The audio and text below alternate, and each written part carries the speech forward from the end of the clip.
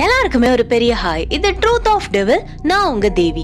இன்னைக்கு நம்ம என்ன பார்க்க போறோம் அப்படின்னா, மும்பைல வாடகை வீட்டுல குடியேறின ஒரு புதுமண தம்பதிகளுக்கு ஏற்பட்ட அமானுஷ்யமும் அதனால ஏற்பட்ட பிரச்சனைகளையும் பத்தி தான் பார்க்க போறோம். இது வரைக்கும் சேனலை சப்ஸ்கிரைப் பண்ணாதவங்க சப்ஸ்கிரைப் பண்ணிடுங்க. மறக்காம பெல் ஐகானையும் கிளிக் பண்ணிடுங்க. வீடியோ பிடிச்சா லைக் பண்ணுங்க. அண்ட் இது மாதிரி ஏதாவது சம்பவம் உங்களுக்கு நடந்திருந்துச்சுனாலோ இல்ல உங்களுக்கு தெரிஞ்சிருந்தது அப்படின்னாலோ டிஸ்கிரிப்ஷன்ல என்னோட இன்ஸ்டாகிராம் ஐடி கொடுத்திருக்கேன். அதுல போய் வாய்ஸ் மெசேஜாவோ இல்ல டெக்ஸ்ட் மெசேஜாவோ நீங்க சென்ட் பண்ணுங்க.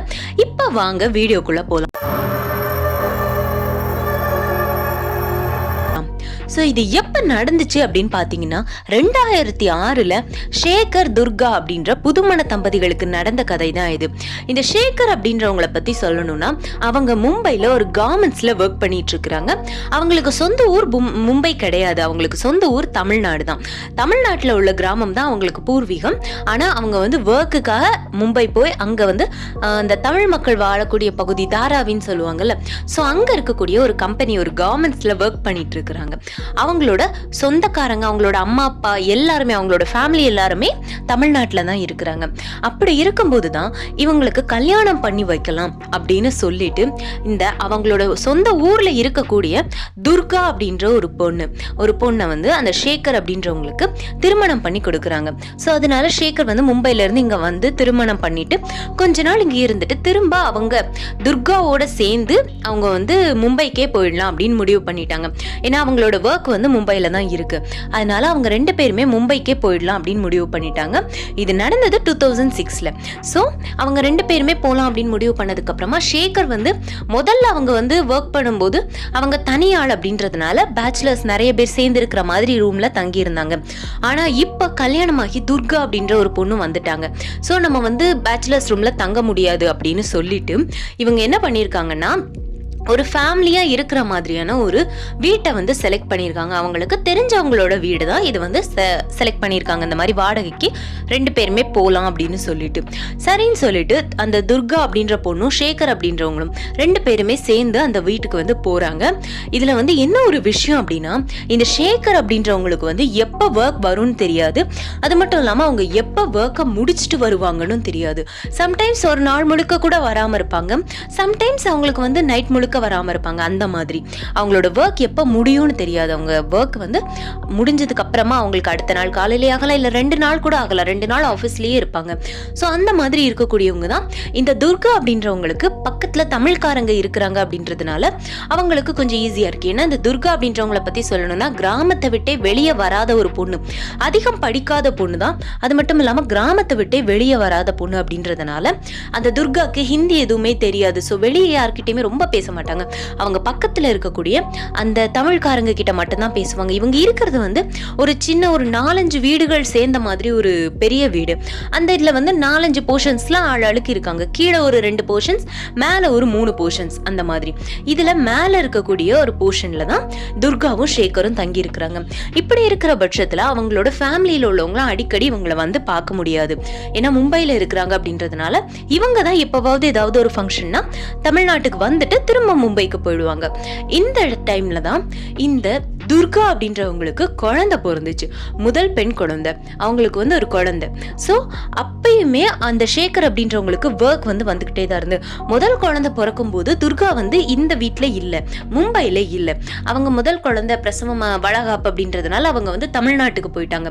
தமிழ்நாட்டுக்கு போயிட்டு அதுக்கப்புறமா திரும்ப இங்க வந்திருக்கிறாங்க மும்பைக்கு. கொஞ்ச நாள் அங்க பிரசவம்லாம் முடிஞ்சு அதுக்கப்புறமா குழந்தை ஒரு 2-3 மாசம் ஆனதுக்கு அப்புறமா அவங்க திரும்ப மும்பைக்கு வந்திருக்காங்க. மும்பைக்கு வந்ததுக்கு அப்புறத்துல கொஞ்ச நாளாவே அவங்களோட ஒரு நடவடிக்கை சரியில்லைன்னே சொல்லலாம். சரியா சாப்பிடுறது இல்ல, சரியா தூங்குறது இல்ல, சரியா குழந்தையையும் பாத்துக்கல. அப்படின்ற பட்சத்துல அவங்க கூட இருக்கிற தமிழ் ஆளுங்க வந்து இவங்க கூட நல்லா ஒட்டிக்கிட்டாங்கன்றதுனால அந்த குழந்தைய அடிக்கடி அவங்க பாத்துக்கிடுவாங்க. ஆனா இவங்களோட நடவடிக்கை எதுவுமே சரியில்லாதது ஷேகர் நோட் பண்ணிட்டே தான் இருந்திருக்கிறாங்க. ஆனா அவங்க வந்து அதை பெரிய விஷயமா எடுத்துக்கல. சரி இப்பதானே குழந்தை பெற்றிருக்கா, உடம்பு வீக்கா இருக்கும், அதனாலதான் எதுவும் பண்ண மாட்டா, அந்த மாதிரி அவங்க ஒரு மைண்ட் செட்ல இருந்திருக்கிறாங்க. ஆனா நடந்ததே வேற. என்ன அப்படின்னா, அவங்க வந்து கொஞ்ச நாளாவே இப்படி இருக்கவுமே ஒரு நாள் சேகருக்கும் துர்காவுக்கும் இடையில சண்டை வந்துருச்சு. இதுக்கு இப்படியே இருக்கிற அப்படின்னு சொல்லிட்டு சேகர் வந்து துர்காவை திட்ட, துர்காவும் பதிலுக்கு அவங்கள திட்டன்னு சண்டை பெருசாகிட்டே இருந்திருக்கு. அந்த நேரத்துலதான் துர்கா வந்து ஒரு கத்து கத்தி இருக்கிறாங்க. அந்த கத்து வந்து ஒரு துர்கா, அந்த துர்காவோட சவுண்டும் கிடையாது, அந்த துர்காவோட ஒரு வாய்ஸ் டோனுமே கிடையாது, அவங்கள விட வேற யாரோ பேசின மாதிரி இருந்திருக்கு. சேகரை பிடிச்சி திட்டுன்னு திட்டி இருக்கிறாங்க. அது மட்டும் இல்லாம அவங்கள வந்து என்னென்ன பொருள் எல்லாமோ வீட்டுல இருக்கிற பொருள் எல்லாம் கொண்டு சேகர் மேல தூக்கி போட்டு அடிச்சிருக்கிறாங்க. அவங்களோட அந்த கோவத்தையும் அவங்களோட அந்த நடவடிக்கையும் பார்த்த சேகருக்கு இது நம்ம துர்காவே இல்லைன்னு அவ்வளோ கிளியரா புரிஞ்சிருக்கு. ஏன்னா துர்கா வந்து இயற்கையிலேயே ரொம்ப சாதுவான பெண் தான், அதிகமா கோவப்பட மாட்டாங்க, ரொம்ப அமைதியா இருக்கக்கூடியவங்க. அவங்க இப்படி ஒரு கோவம் வந்து சேகர் வந்து பார்த்ததும் கிடையாது. ஸோ இவங்களுக்கு புரிஞ்சு போச்சு இது வந்து துர்காவே கிடையாது, வேற யாரோன்னு. அதுக்கப்புறமா சேகர் என்ன பண்ணியிருக்காங்க, துர்காவோட அந்த சேகரோட குழந்தைய அந்த பக்கத்து வீட்டு தமிழ் ஆளுங்க கிட்ட, அவங்க வந்து ரொம்ப நம்பிக்கையானவங்க, அதனால அவங்க கிட்ட கொடுத்துட்டு இந்த துர்காவை கூட்டிட்டு கோயிலுக்கு போயிருக்கிறாங்க. அப்படி கோயிலுக்கு போன இடத்துல தான் சொல்லியிருக்காங்க, நீங்க இருக்கிற வீடு சரியில்லை, நீங்க வந்து வீட்டை வந்து மாத்திருங்க, இல்லைன்னா அவங்கள வந்து ஊருக்கே கூட்டிட்டு போயிடுங்க, அந்த வீட்டில தான் பிரச்சனை இருக்கு அப்படின்னு சொல்லியிருக்காங்க. சொன்ன உடனே துர்காவுமே அந்த நேரத்துல சுயநினைவோட தான் இருந்திருக்காங்க. அதனால அவங்களுக்கும் புரிஞ்சிருச்சு ஏதோ தப்பா இருக்குது அப்படின்னு. சரின்னு சொல்லிட்டு இவங்க என்ன பண்ணியிருக்கிறாங்க, அவங்க குழந்தையோட நம்ம தமிழ்நாட்டுக்கே திரும்ப போயிடலாம்னு சொன்ன உடனே இவர் சேகர் சொல்லியிருக்காரு, இல்லை எனக்கு இங்கதான் வேலை வந்து செட் ஆயிருக்கு, நான் தமிழ்நாட்டுக்கு திரும்ப வந்து நான் திரும்ப வேலை தேடி அது வந்து ரொம்ப கஷ்டம், நான் வரமாட்டேன், நம்ம வேணா வேற வீடு பார்த்துக்கலாம் அப்படின்னு சேகர் சொல்லியிருக்காங்க. ஆனா துர்கா முடிவு பண்ணிட்டாங்க, இதுக்கு மேற்பட்டு நான் இந்த வீட்டுல இருக்க மாட்டேன் அப்படின்னு சொல்லிட்டு. இதுக்கு இடையில ஒண்ணு நடந்திருக்கு. என்ன அப்படின்னா, துர்கா ஒரு நாள் தூங்கிக்கிட்டு இருக்கும்போது அவங்க கனவுல இந்த தர்மம் எடுப்பாங்க, தர்மம் எடுக்கிறதுனா பிச்சை எடுக்கிற மாதிரி. ஸோ அந்த மாதிரி ஒரு வயசான ஒரு தாத்தா வராங்க அவங்க கனவுல வரும்போது இவங்க வந்து அவங்களால முடிஞ்ச காசை போடுறாங்க. அப்படி கொடுக்கும்போது அந்த வயசான தாத்தா சொல்றாங்க, நீ வந்து இன்னும் 5 வருஷத்துல 5வது வருஷம் நீ உங்க கோயில்ல போய் நீ சாமி ஆடுவ, உனக்கு அருள் வந்து நீ சாமி ஆடுவ இப்படி சொல்லியிருக்காங்க. சொன்ன உடனே இவங்களுக்கா சிரிப்பு தான் வந்திருக்கு. ஏன்னா இவங்க இருக்கிறதோ மும்பைல, அங்க தமிழ்நாட்டுல, அதுவும் இவங்களுக்கு இப்ப வரைக்கும் சாமி வந்ததே கிடையாது. இப்படி சொன்ன உடனே அவங்க சிரிக்க தான் செஞ்சிருக்காங்க, அப்படிலாம் இருக்காது சாமி அப்படின்னு சொல்லிட்டு. ஸோ அதுக்கப்புறமா என்ன நடந்துச்சுன்னா, அவங்க வந்து திரும்ப தமிழ்நாட்டுக்கே போயிடலாம், நான் என் குழந்தையோட தமிழ்நாட்டுக்கு போறேன், நீங்க வந்து அப்பப்ப என்ன பார்க்க வாங்க, எனக்கு தமிழ்நாட்டுல இருக்கிறது தான் சரின்னு படுதுன்னு சொல்லிட்டு அவங்க மும்பைல இருந்து தமிழ்நாட்டுக்கே கிளம்பின்னு வந்துட்டாங்க. அப்படி கிளம்பி வந்ததுக்கு அப்புறமும் கூட அவங்களுக்கு அந்த பிரச்சனை விடவே இல்லைன்னு தான் சொல்லணும். ஏன்னா அந்த குழந்தை கொஞ்சம் வளர வளர இவங்களுக்கும் அந்த பிரச்சனை சரியான மாதிரியே தெரியல. அடிக்கடி திடீர்னு கோவப்படுறது, அவங்களோட அந்த அவங்க அம்மா வீட்டுல தான் அவங்க வந்து இருந்துட்டு இருக்கிறாங்க. அவங்க அம்மா வீடும் இவங்க வீடும் பக்கத்துலன்ற மாதிரி. ஸோ அப்படி இருக்கும்போது அவங்க அம்மா வந்து இவங்களை எவ்வளவோ சமாதானப்படுத்தினாலும் திடீர்னு கோவப்படுறது, திடீர்னு அவங்களுக்கு வந்து அந்த பேய் ஆடுறது எல்லாமே பண்ணிட்டு இருந்திருக்காங்க. நிறைய கோயிலுக்கு கூட்டு போயிருக்காங்க, தர்கால போய் மந்திர் வச்சிருக்காங்க, ஆனா அவங்களுக்கு வந்து சரியாகவே இல்லை. இதுக்கப்புறமா என்ன பண்றதுன்னு அவங்களுக்கு தெரியல. அதுக்கப்புறமா தான் அவங்க ஊர்ல ஒரு வயசான பாட்டி, அவங்க வந்து இந்த குறி சொல்றது அருள் சொல்றது அந்த மாதிரி உள்ளவங்க தான். ஸோ அந்த மாதிரி பாட்டிகிட்ட சரி கூட்டிட்டு போகலாம், இவங்க இதுக்கு மேல இவளை வந்து இப்படி வச்சுட்டு இருக்க கூடாதுன்னு சொல்லிட்டு அவங்களோட அம்மா, அதாவது துர்காவோட அம்மா அந்த குழந்தையும் அந்த பெண்ணையும் துர்காவையும் கூட்டிட்டு போறாங்க.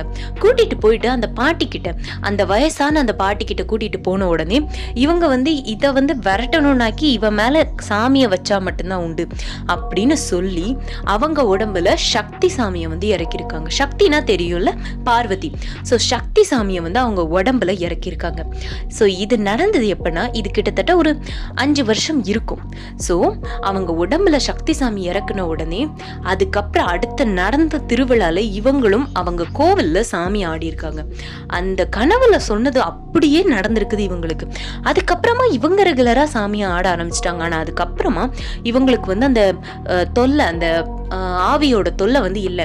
அப்ப அந்த ஆவி என்ன அப்படின்னு அவங்க அதுக்கப்புறமா விசாரிக்க ஆரம்பிச்சதுக்கு அப்புறம் தான் விஷயமே தெரிய வந்திருக்கு. என்ன அப்படின்னா, இவங்க இருக்கிறதுக்கு முன்னாடி ஒரு 2 குடும்பத்துக்கு முன்னாடி, அதாவது இவங்க அந்த போர்ஷன்ல இருந்தாங்கல்ல, அதுக்கு முன்னாடி ஒரு குடும்பம், அதுக்கு முன்னாடி ஒரு குடும்பம், அதுக்கு முன்னாடி இருந்த ஒரு குடும்பத்துல கணவன் மனைவி 2 பேர் மட்டும் இருந்திருக்கிறாங்க. அந்த கணவன் வந்து ரொம்பவும் குடிச்சிட்டு தொல்லை பண்ணிட்டே இருந்திருக்காங்க. அவங்கள அந்த மனைவியை போட்டு அடிச்சுட்டு, அவங்க 2 பேருமே காதலிச்சு திருமணம் பண்ணவங்க. அதனால வீட்டு சைட்லயும் அவங்களால எதுவுமே கேட்க முடியல. அந்த பெண்ணை போட்டு ரொம்ப அடிச்சு துன்புறுத்தி இருக்காங்க. அந்த வேதனை தாங்க முடியாம இவங்க என்ன பண்ணிட்டாங்கன்னா, அந்த இளம் பெண் வந்து தூக்கு போட்டு அதே அந்த அறையிலே அதே போர்ஷன்ல தூக்கு போட்டு இறந்து போயிட்டாங்க. அதுக்கப்புறமா அந்த ஹஸ்பண்ட் என்ன ஆனாங்கன்னே தெரியல. ஸோ அந்த பெண்ணோட ஆவிதான் இவங்களை போட்டு இந்த பாடுபடுத்தி இருக்குது. ஆனா இந்த இவங்க உடம்புல சாமி வந்து அதுக்கப்புறமா அந்த பெண்ணோட ஆட்டம் எதுவுமே அதுக்கப்புறமா இவங்களுக்கு வரல. ஆனா அவங்களுக்கு வந்து சில நல்ல விஷயங்களும் நடந்திருக்கு. என்னன்னா, ஏதாவது பிரச்சனைனா இவங்களுக்கு முன்னாடியே தெரியும், சாமி ஆடுறதுனால அந்த மாதிரி. இப்ப வரைக்கும் அதுக்கப்புறம் அவங்களுக்கு எந்த பிரச்சனையும் அந்த துர்காவுக்கும் வரவில்லை. அதுக்கப்புறமா அந்த ஷேக்கருக்கும் அந்த மாதிரி எந்த ஒரு இதுவுமே வரலன்னு சொல்லியிருக்காங்க. இதை பத்தின கருத்துக்கள் என்ன அப்படின்றத நீங்க கீழே கமெண்ட்ல சொல்லுங்க. வீடியோ பிடிச்சிருந்தா லைக் பண்ணுங்க. தேங்க்யூ.